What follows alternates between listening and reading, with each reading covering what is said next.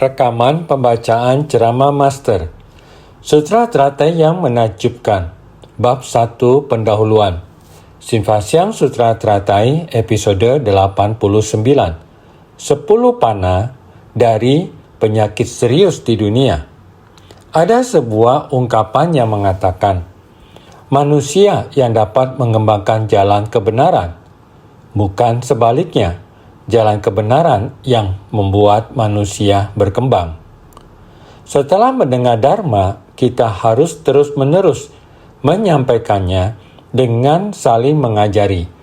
Inilah yang disebut menyebarluaskan ajaran Buddha. Pada masa ketika Buddha masih hidup dan berkeliling untuk membimbing para makhluk, sebagaimana yang telah kita bahas sebelumnya, setelah menyelesaikan retret masa wasa, beliau meninggalkan kota Rajagaha untuk menuju kerajaan Magadha. Di tengah perjalanannya, ada seorang sesepuh yang sangat mengagumi kemuliaan dan kebajikan Buddha, sehingga ia mengajak 500 orang sesepuh lainnya untuk menyambut beliau. Melihat iring-iringan Buddha yang panjang dan penuh hikmah, para sesepuh itu menenggada dengan rasa kagum dan hormat. Segala tindak tanduk dan gerak-gerik Buddha serta lainnya sungguh dapat menyentuh dan menenangkan hati manusia, serta membangkitkan rasa hormat yang mendalam, sehingga mereka pun berjalan mengikuti iringan Buddha. Setibanya di tempat perhentian, dengan penuh hormat, mereka memohon bimbingan kepada Buddha. Buddha pun membabarkan Dharma kepada mereka. Buddha mengetahui bahwa kelompok 500 sesepuh ini memiliki pengaruh yang sangat besar di negara mereka.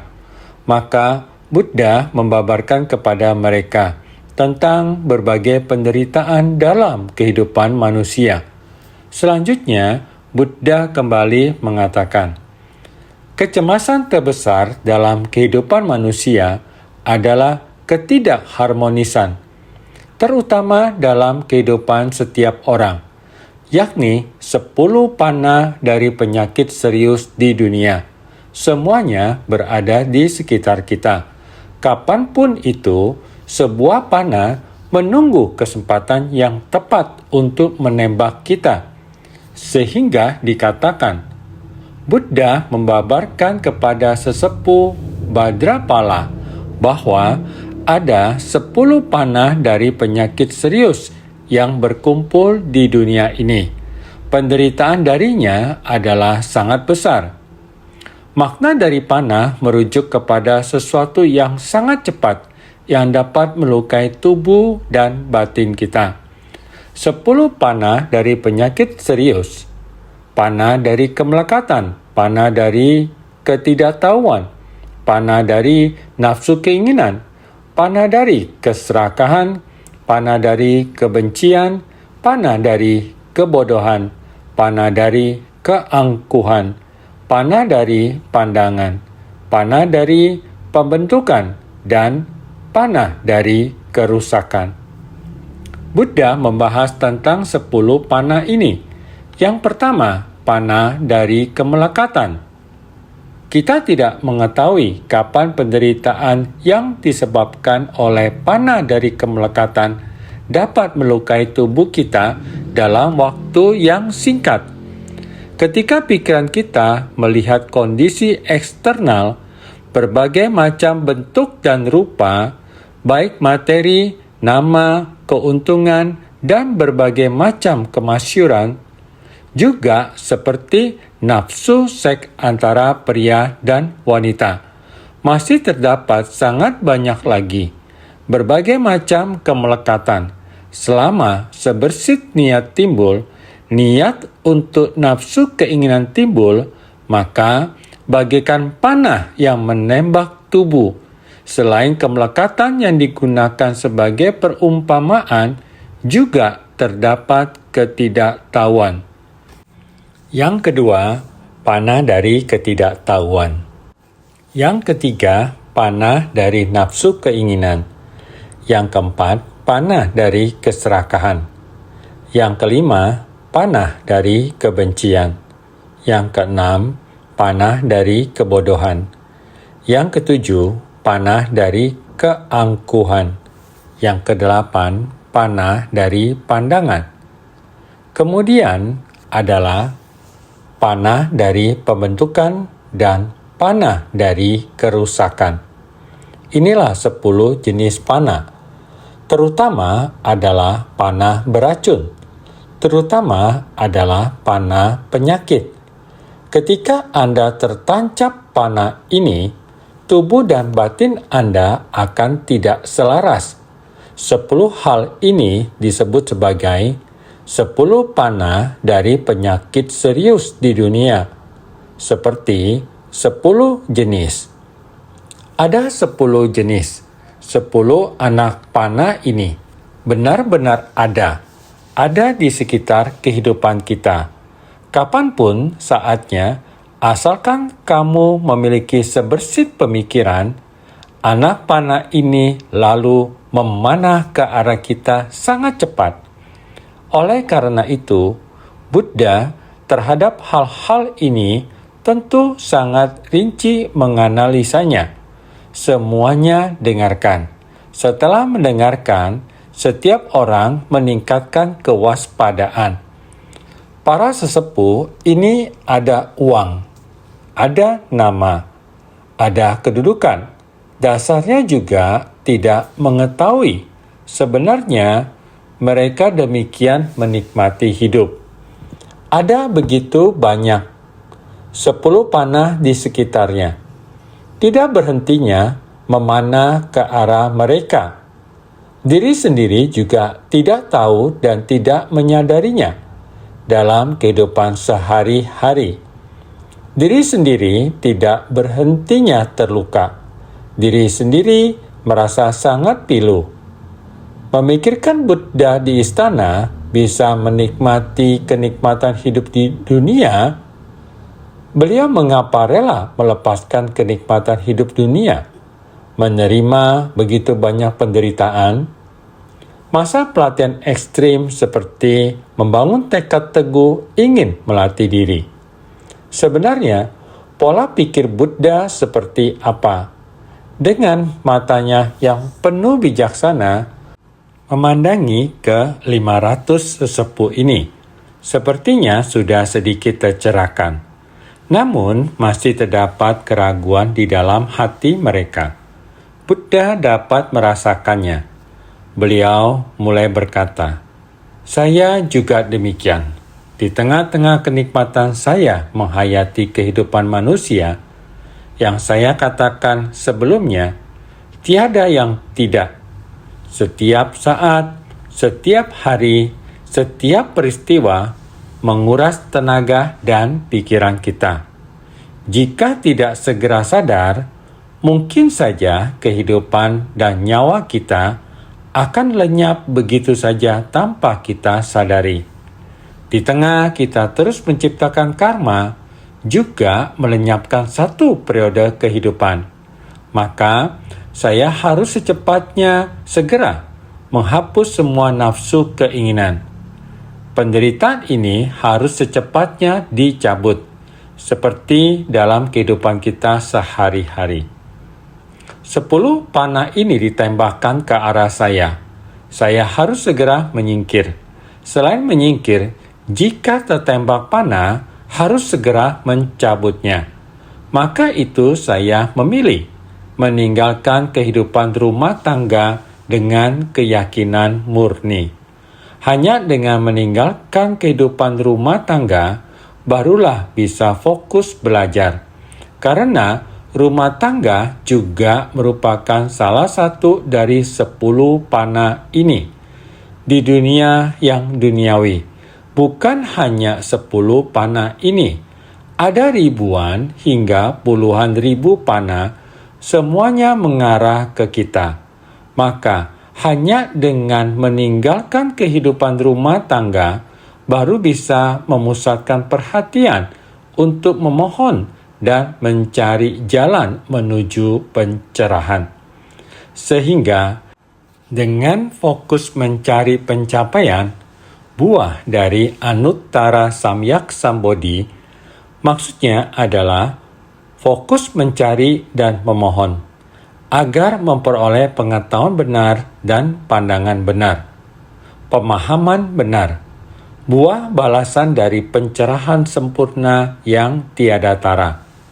Buddha terhadap para sesepuh ini membicarakan niat untuk meninggalkan kehidupan duniawi, tidak lain karena melihat para sesepuh ini sudah memiliki kesadaran. Setiap orang mampu melepaskan urusan dan pencapaian duniawi.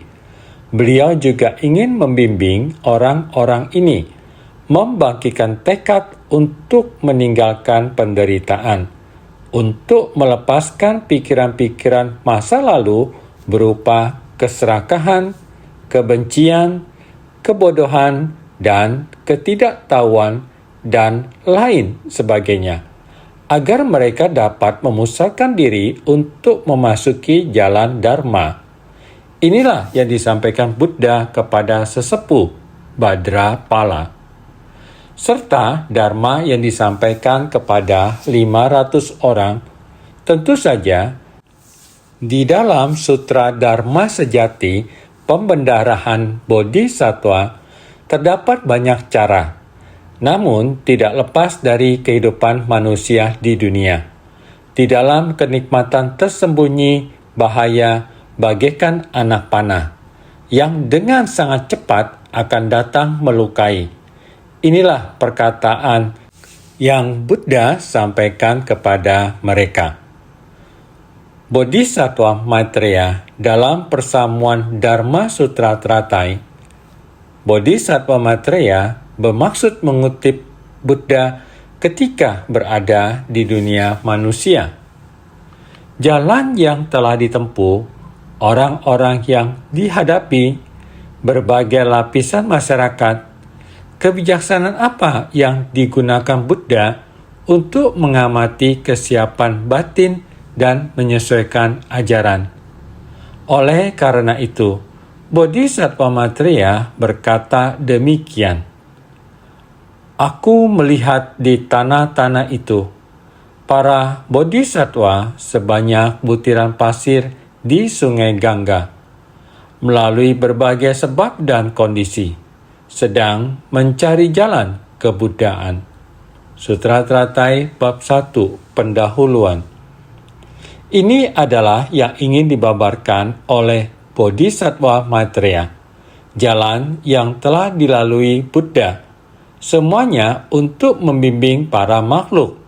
Maka, pegalan naskah sutra ini mengatakan, "Aku melihat di tanah-tanah itu sangat banyak tempat, bukan hanya di dunia saha, masih ada dunia yang lain."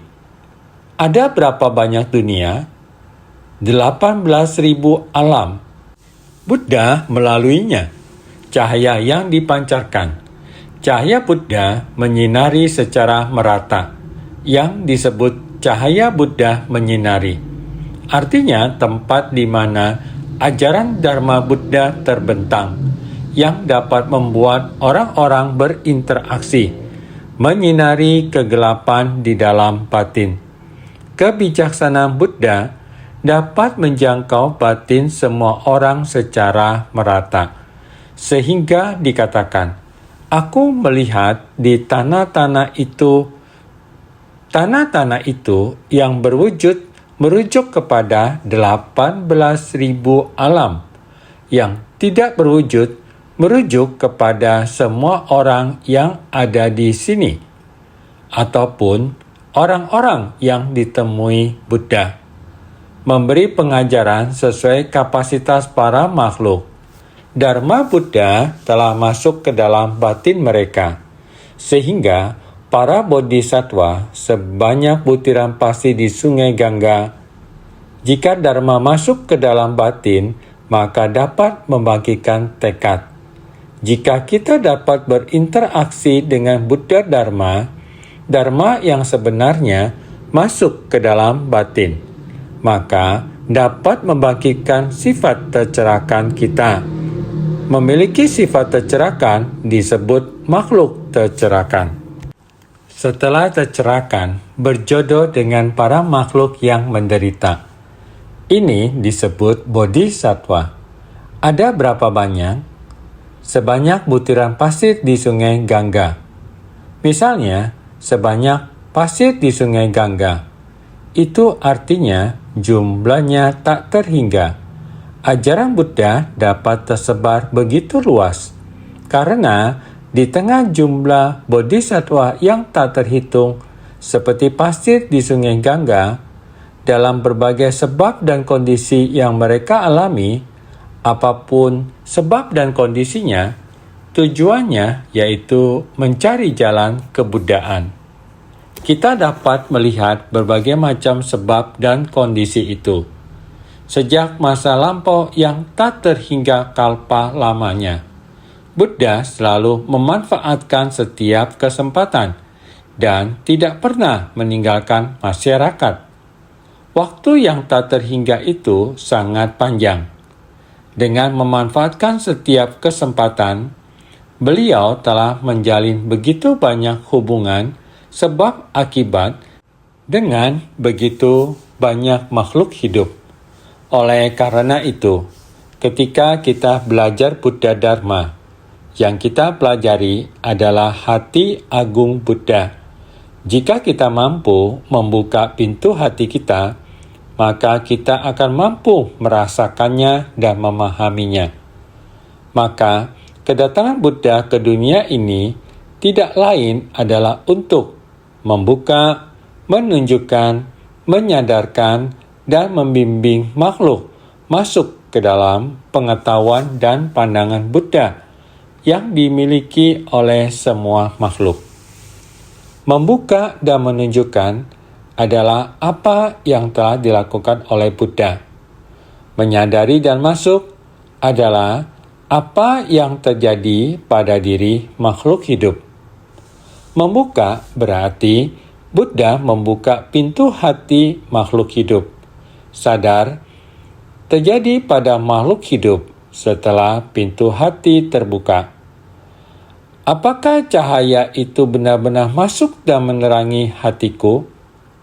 Jika pintu batin kita bisa terbuka, maka cahaya kebijaksanaan Buddha bisa menyinari batin kita untuk menunjukkan kepada kita segala sesuatu di dunia, termasuk waktu berlalu secepat anak panah, semua keinginan, hasrat, dan lainnya, menimbulkan ketidaktahuan kita, keserakahan, kemarahan, kebodohan, kesombongan, keraguan, dan lainnya. Ini semua terjadi di dalam batin kita. Mengundang sesuatu dari kondisi luar kita untuk membahayakan kita. Pada umumnya, manusia awam tidak dapat memahami ini. Hanyalah Buddha bisa membuka pintu batin kita, menerangi batin kita dengan kebijaksanaannya. Ternyata demikianlah. Ini adalah tersadarkan. Setelah kita tersadarkan, bukankah seharusnya kita menyerap Dharma ke dalam batin kita? Jika kita menyerap Dharma ke dalam batin kita, mengabdikan diri pada Buddha Dharma, maka dalam kehidupan sehari-hari kita tidak terpisah dari Dharma. Ini disebut memasuki. Ketika Dharma terserap dalam batin kita dan diterapkan dalam kehidupan kita, memanfaatkan berbagai macam sebab dan kondisi, kita bisa lebih maju, mencari jalan kebuddhaan. Sehingga dalam kehidupan sehari-hari ini sangat penting. Kita harus sangat bersungguh hati pada kondisi luar kita dan kondisi batin kita. Selanjutnya, mungkin saja ada yang menjalankan praktik berdana berupa emas, perak, batu karang, mutiara asli, batu mani, batu agate, batu kornelian, batu intan, dan batu berharga lainnya, pelayan dan kendaraan, kereta berhiasan mustika yang ditarik manusia. Semuanya didanakan dengan sukacita. Sutra Teratai bab 1 pendahuluan. Sesungguhnya ada banyak hal di dunia ini, di atas keinginan akan kebutuhan hidup, apalagi yang diinginkan orang, harta karun seperti emas, perak, dan kristal. Orang mempraktekkan jalan bodhisattva, mereka harus berdana, bahkan berdana dengan penuh sukacita. Ini menunjukkan bahwa para bodhisattva berdana. Ini adalah salah satu praktek berdana dari paramita. Untuk mengajar ajaran bodhisattva membutuhkan praktek 6 paramita. Ada 6 macam cara untuk menyelamatkan batin para makhluk. 6 kesempurnaan juga disebut 6 paramita. Dana paramita. Sila paramita. Kesabaran, kanti paramita. Semangat, wirya paramita. Konsentrasi, dhyana paramita. Kebijaksanaan, prasna paramita. Bagaimana kita menuntun para makhluk? Pertama adalah dengan berdana. Kita harus berdana. Dengan berdana, kita dapat mencapai pantai seberang. Paramita artinya menuntun hingga ke pantai seberang. Lalu bagaimana kita dapat memasuki jalan? Di dunia saha yang penuh dengan penderitaan dan jebakan, setiap saat panah dari penyakit ini diarahkan ke arah kita. Setiap saat tindakan kita dapat dengan mudah masuk ke dalam jebakan-jebakan ini. Banyak hal ditekan oleh penderitaan dan kesusahan. Kita seharusnya tahu dan muak akan penderitaan. Harus segera dari pantai ini, yang merupakan tempat yang berbahaya dan menderita. Kita harus segera mencari untuk mencapai pantai seberang. Oleh karena itu, kita harus mengandalkan 6 metode ini sebagai alat kita untuk menyeberang ke pantai seberang. Dari pantai ini yang penuh penderitaan menyeberang ke pantai seberang. Dari tempat yang tidak kekal dan berbahaya, kita harus mencapai pantai seberang yang aman selamanya. Jadi, kita harus memiliki alat. Alat apa yang dibutuhkan? Kita membutuhkan perahu untuk menyeberang. Perahu seperti apa? Berdana adalah perahu pertama yang teraman. Perahu ini Dharma bagaikan rakit. Dharma ini seperti perahu. Oleh karena itu, kita menggunakan metode berdana untuk menyeberang ke pantai seberang. Berdana adalah dharma. Harus dimulai dari hati kita sendiri.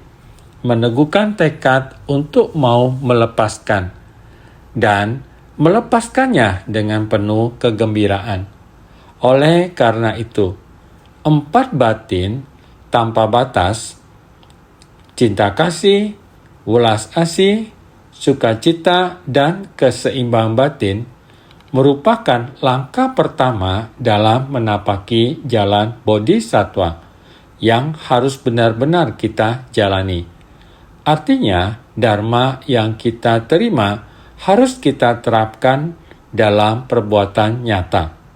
Maka, Buddha mengajarkan Sutra Teratai, mengajarkan Dharma Bodhisattva, yang pada hakikatnya tidak lain adalah agar kita dapat membangkitkan batin cinta kasih.